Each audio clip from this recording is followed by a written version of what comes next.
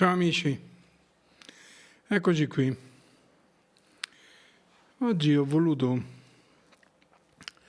fare questa apparizione perché chiaramente questi ultimi giorni abbiamo visto i nostri cari Maneskin spopolare, in particolare anche negli Stati Uniti d'America, ospiti di trasmissioni importantissime, fare la loro bella figura, bella presenza, il grande concerto con i Rolling Stone a Las Vegas, e quindi diciamo che ormai sono nell'Olimpo, nel firmamento internazionale della musica. E di questo noi che li seguiamo dalla prima ora, diciamo, siamo più che felici per essere stati anche profeti di un successo meritato di questi ragazzi. E il punto qual è? Perché sono qui oggi? Certo, a celebrare i loro grandi successi, ma io sono qui in particolare perché chiaramente tanto rumore, tanto clamore, tanto successo innesca i soliti commenti dai classici denigratori, ma la cosa che mi ha colpito e anche un po' divertito è che, a parte i soliti fenomeni che ritengo fenomeni da baraccone, critici dell'ultima ora, personaggi anacronistici, qualcuno così con il vestito da critico sia musicale che cinematografico, vestito di ideologie che ormai il tempo le ha sepolto abbondantemente. Sì, che ogni tanto qualche cosa di intelligente la dicono pure, ma si perdono permeati da ideologie che ormai lasciano il tempo che trovano, scomparse completamente dal panorama.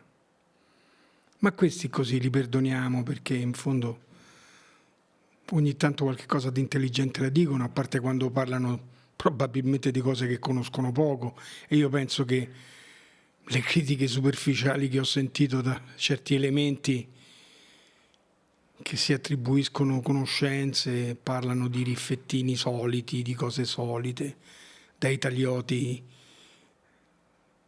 incompetenti. Al di là di quelli, la cosa che mi ha colpito molto questa settimana è aver letto su Stampa Nazionale, vi mostro anche l'articolo, dell'intelligenzia,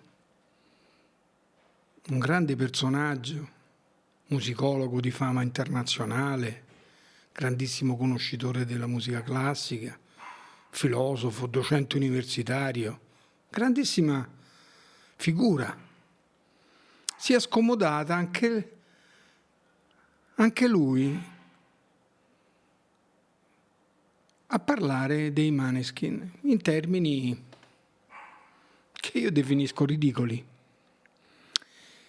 Parlo dal basso della mia ignoranza al cospetto di tanta intelligenza, di tanta conoscenza, mente intellettuale fine, straordinaria, che ha fatto perlomeno quello che ho letto, delle osservazioni assolutamente ridicole, a parer mio, ripeto, dal basso della mia ignoranza, addirittura asserendo che fenomeni tipo i Maneskin in realtà poi sono al servizio diretto o indiretto e in buona compagnia di altri artisti, ad alimentare, utilizzati dai politici, la nostra ignoranza, cioè le nostre menti che vengono in qualche maniera assuefatte alla stupidità e quindi al servizio di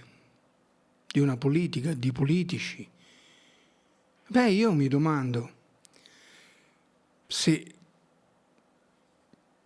la politica, da quando io così non sono proprio così giovanissimo, che non abbia sempre avversato invece un certo tipo di musica e certi personaggi e certi artisti, che in realtà rappresentavano l'antipolitica, l'antipotere, il rock in primis.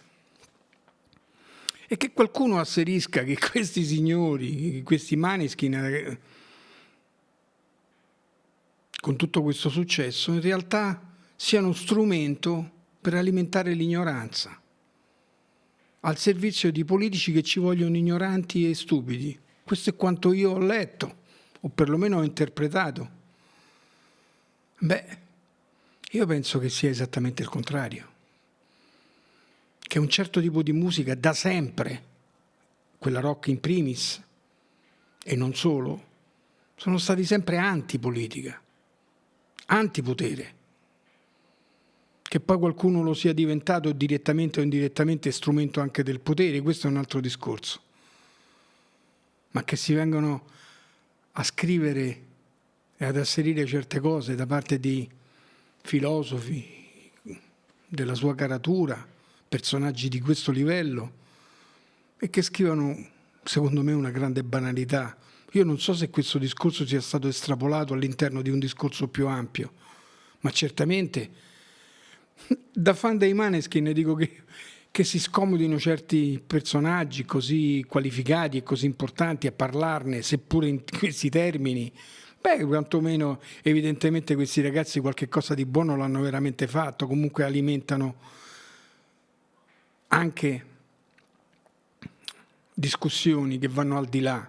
Io l'unico augurio che faccio a questi straordinari ragazzi oggi è che non si perdano dietro questo enorme successo che chiaramente comporterà una serie di pressioni che spero non li destabilizzino e che mantengano fin quando riusciranno freschezza, voglia di fare, voglia di creare e fare musica. E spero infischiandosene, ma tanto il successo che hanno avuto li copre abbastanza da 4 ridicoli critici dell'ultima ora che forse per farsi un minimo di pubblicità si divertono a denigrare un fenomeno parlandone in modo così superficiale e così poco approfondito. Beh, io a questa gente dico semplicemente: ma riflettete un po' di più. Che io venga pure accomunato ai fan, quelli così scalmanati, che prendono tutto. Io faccio il tifo per questi straordinari ragazzi che stanno dando nel mondo un'immagine di un'Italia forte, giovane, fresca, divertita, che fa musica, una musica che non ci è mai appartenuto, perché quella del rock certamente è distante da noi, e che questi con il rock portino questo messaggio, questo divertito messaggio in giro per il mondo, dando lustro, secondo me, a un'Italietta che si sta perdendo dietro ridicole considerazioni, e che si scomodino queste intelligenze a parlare di questi ragazzi. Beh, alla fine tutto sommato hanno ottenuto anche un gran risultato.